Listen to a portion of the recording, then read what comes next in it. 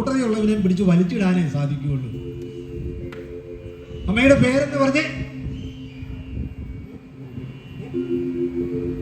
ദ്രൗപദി. നന്നായി വരട്ടെ. ദ്രൗപദിക്കല്ലേ അതിന്റെ ഉത്തരം പറയാനേ പറ്റുള്ളൂ. വേറെ ആർക്കും പറയാൻ സാധിക്കും. ദ്രൗപദിയെ പരിചയപ്പെടുത്തേണ്ട കാര്യമൊന്നുമില്ലല്ലേ. അപ്പം ദ്രൗപദി അമ്മ അതിന്റെ ഉത്തരം പറഞ്ഞിരിക്കുന്നു. ഇനിയൊരു ചോദ്യം വരാം. 6 എന്ന ഉത്തരം കൃത്യമായി പറഞ്ഞു. ഇത് ഏതൊക്കെയാണ് ഈ 6 ശത്രുക്കള്? കാമക്രോധ ലോഭമോഹ മതമാത്സര്യങ്ങളാണ്. അതില് ഒന്നാണ് പട്ടേരിപ്പാടിനെ ഇപ്പം പിടിച്ചിരിക്കുന്നത്. ബാക്കി 5 എണ്ണമുണ്ട്. ഉണ്ണായിമാര് നളചരിതത്തിൽ വളരെ കൃത്യമായിട്ട് അത് പറഞ്ഞു വെച്ചിട്ടുണ്ട്. എങ്ങനെയാണ് ഇവര് കലിയുടെ സൈന്യങ്ങളുമാണെന്നാണ് പറയുന്നത്. സദാവി ഇങ്ങനെ കറങ്ങിക്കൊണ്ടിരിക്കുകയാണ് അവർ നമ്മളെയൊക്കെ പ്രലോഭിപ്പിക്കുവാനായിട്ട്. ഈ കലിയും ദ്വാപരനും ചേർന്ന് സാക്ഷാൽ ദേവേന്ദ്രനെ പ്രലോഭിപ്പിക്കുന്നതായിട്ടാണ് ഉണ്ണായിമാര് പറഞ്ഞു വെച്ചിരിക്കുന്നത്. എങ്ങു നിങ്ങൾ എഴുന്നരുളി സുരാധിപ എന്നുള്ള ആ പദത്തില് ഒടുവിലെ കലിയും ദ്വാപരനും കൂടെ പറയുന്നത് ഇതാണ്: കാമക്രോധ ലോഭമോഹ സൈന്യമുണ്ട്, താമസിക്കരുത് സുരപദേ ജഗദധിപദേ ഭവതുപകൃതരഹം പ്രതികരിഷ്യാമി.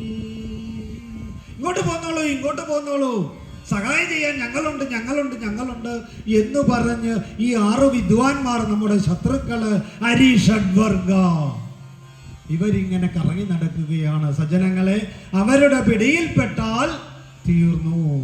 ഇതിനെന്താണ് ഒരു മറുമരുന്ന്? നാളെ വൈകത്തെ വടക്കുപുറത്ത് പാട്ട് തുടങ്ങുകയാണ്. നാളെ ഇന്ന് തുടങ്ങിയിരിക്കുന്നു അല്ലേ? ആ ദേവനെ തന്നെ പിടിച്ചോളുക. അദ്ദേഹം പറയുന്നുണ്ടല്ലോ നമ്മളോട്, എങ്ങനെയാണ്? പടിയാറും കടന്നവിടെ ചെല്ലും. ഈ പടിയാറ് എന്ന് പറയുന്നത് ഇത് തന്നെയാണ്. ഇവരുടെ കൂട്ടത്തിൽ കൂടിക്കഴിഞ്ഞാൽ അങ്ങോട്ട് ചെല്ലണ്ട.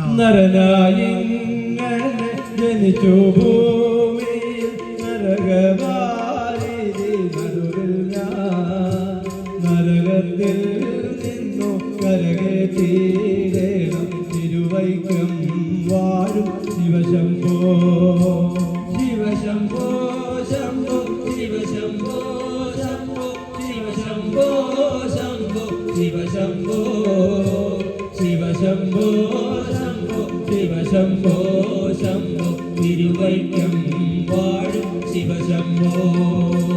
എളുപ്പമായുള്ള വഴിയെ കാണുമ്പോൾ ഇടയ്ക്കിടെ ആറും പടിയുണ്ട്.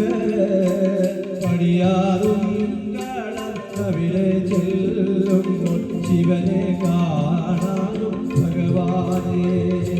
ശിവശംഭോ ശംഭോ ശിവശംഭോ ശംഭോ ശിവശംഭോ ശംഭോ ശിവശംഭോ ശിവശംഭോ ശംഭോ ശിവശംഭോ ശംഭോ തിരുവൈക്കം വാഴും ശിവശംഭോ.